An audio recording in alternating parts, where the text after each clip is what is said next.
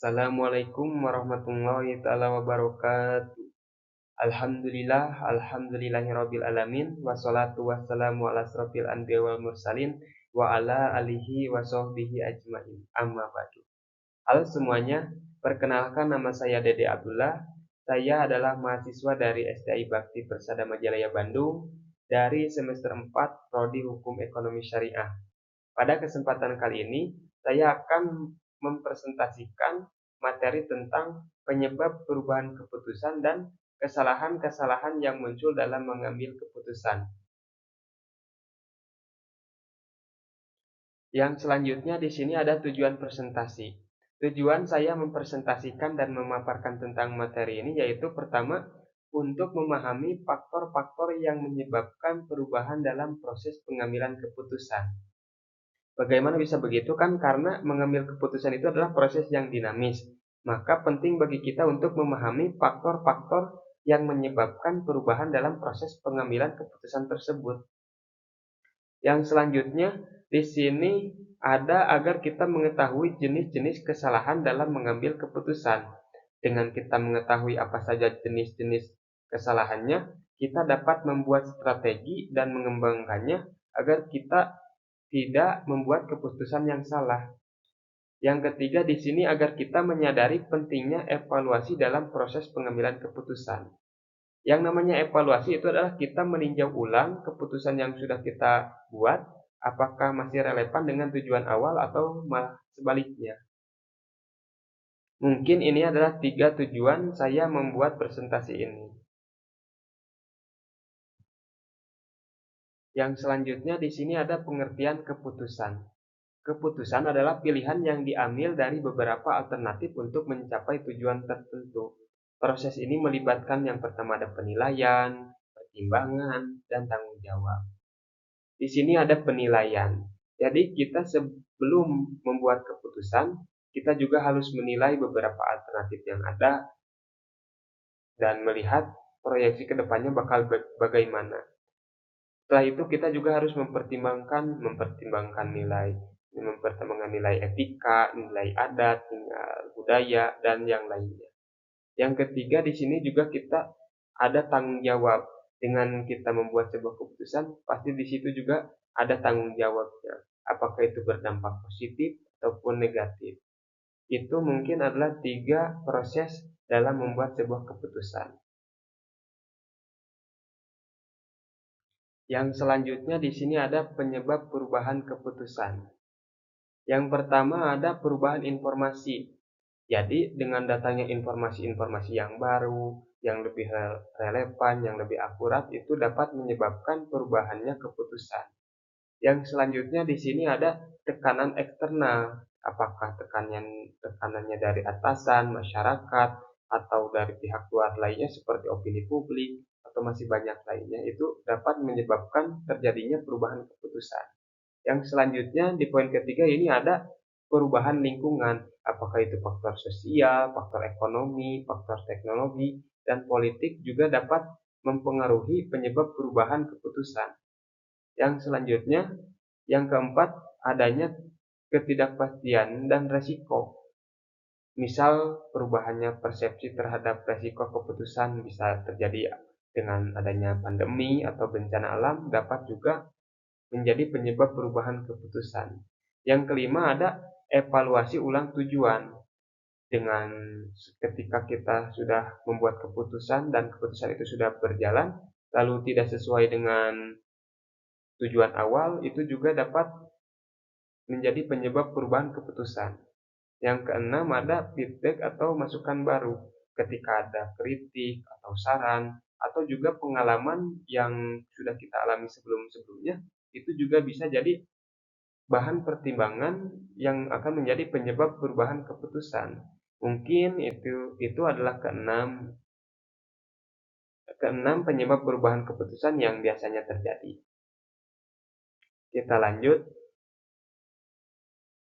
Di sini ada kesalahan umum dalam mengambil keputusan. Di sini ada 5 poin yang mungkin saya jelaskan secara singkat saja.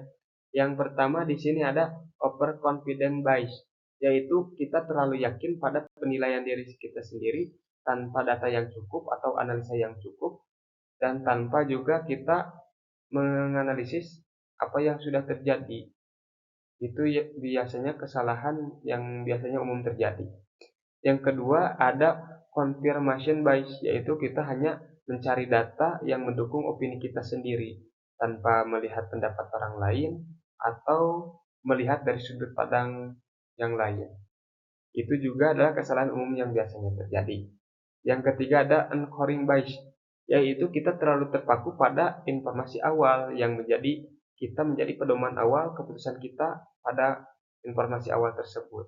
Padahal kan kita seiring berjalannya waktu itu informasi yang baru-baru itu lebih banyak dan bisa jadi lebih relevan atau lebih akurat. Yang keempat ada exclusion of commitment, yaitu kita tetap mempertahankan keputusan yang salah karena apakah sudah terlanjur mengeluarkan biaya, mengeluarkan sumber daya, atau yang lainnya. Itu juga termasuk salah satu kesalahan yang umum biasanya terjadi. Yang kelima ada kesalahan persepsi. Jadi ketika kita salah menyimpulkan situasi, salah menilai situasi seperti menyimpulkan data atau menyimpulkan analisis kita kepada pihak lain, itu juga menjadi salah satu kesalahan umum dalam mengambil keputusan. Mungkin itu adalah kelima kesalahan umum yang biasanya terjadi. Yang selanjutnya di sini ada dampak kesalahan pengambilan keputusan. Dampak dari kita salah mengambil keputusan tersebut, kita dapat kerugian finansial kah, seperti pemborosan sumber daya, tenaga, ataupun uang, itu bisa terjadi karena kesalahannya keputusan. Yang kedua di sini ada turunnya kepercayaan. Dengan kita mengeluarkan keputusan yang salah, dengan kita mengambil keputusan yang salah, kita dapat turunnya kepercayaan, apakah itu dari rekan, dari mitra bisnis kita, ataupun karyawan.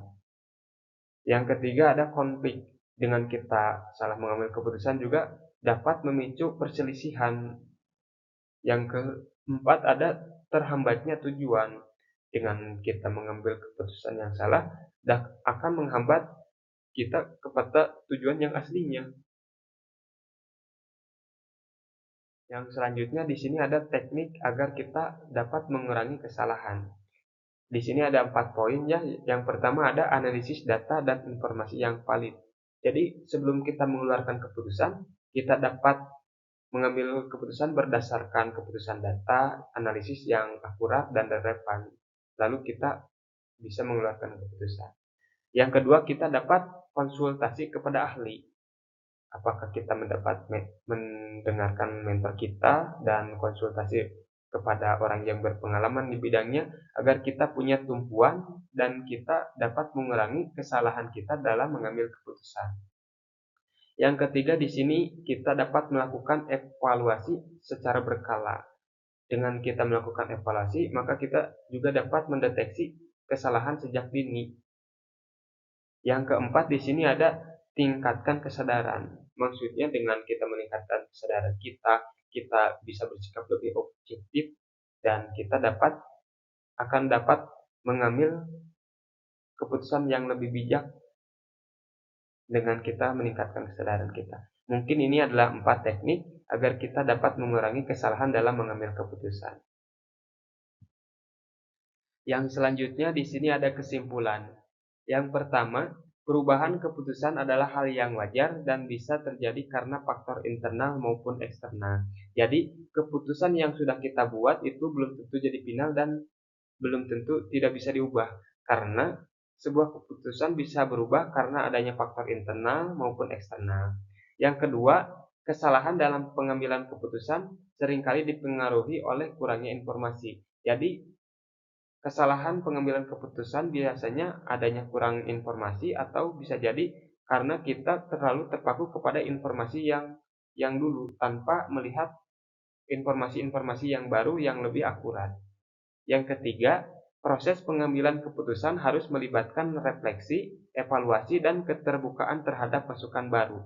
Jadi maksudnya, keputusan yang bijak itu bukan yang dipertimbangkan dari awal, tapi juga dari sikap terbuka menerima masukan baru dan dari peninjauan berkala dan menjadi keputusan yang baik. Terima kasih, mungkin sekian yang bisa saya sampaikan. Mohon maaf bila ada tutur kata yang kurang berkenan dan mohon maaf juga bila ada penjelasan dari saya yang tidak dimengerti. Mudah-mudahan yang sudah saya sampaikan dari awal sampai akhir bisa menjadi tambah-tambah ilmu buat kita dan bisa membuat kita mengambil keputusan yang lebih bijak. Mohon maaf bila sekali lagi mohon maaf bila ada kesalahan. Wabil taufik wal hidayah. Wassalamualaikum warahmatullahi wabarakatuh.